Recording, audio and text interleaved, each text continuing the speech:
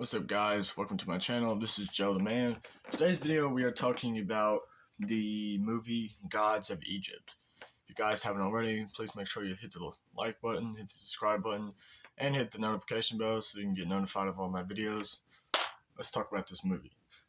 Okay, so I'm usually not a big fan of like adventure films or like these little hour and 40-minute tropes, but I thought this movie was the best, worst movie you could probably have in Hollywood.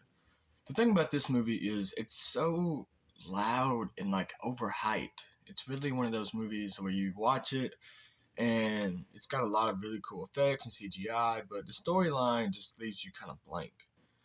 Basically, what this movie is about is a king's brother usurps the kingdom, takes over, forces his people into slavery, and becomes a harsh leader. And it's up to a mortal and a demigod to bring order back to the kingdom and restore the mortal's lover.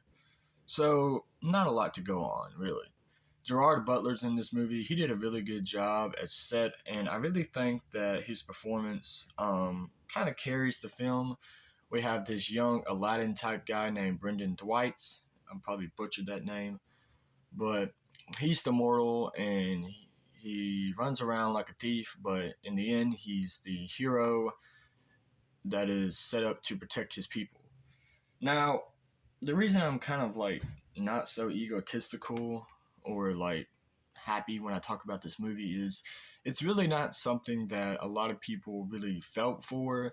I mean, come on, man. This is just, it's not that movie. It's not really like the action packed blockbuster that we're used to, like Transformers or um, King Kong or something like that. It's just one of those moderate films that really leads you, when you leave out of the theater, you're like, that was a good movie, but but was it really that good? I really don't think it was.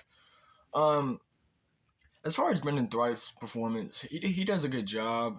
He is really determined to try to save his kingdom, but he also wants to make sure that the demigod is on the right path and doesn't get distracted. And also, he puts a lot of faith in someone who's pretty much given up on his own and doesn't really see a salvation. But with the help of Horus, and Brendan Thwaites does eventually accomplish his goals and bring peace and order to the kingdom. So that I just spoiled the movie for you, but that's not as much as you need to know.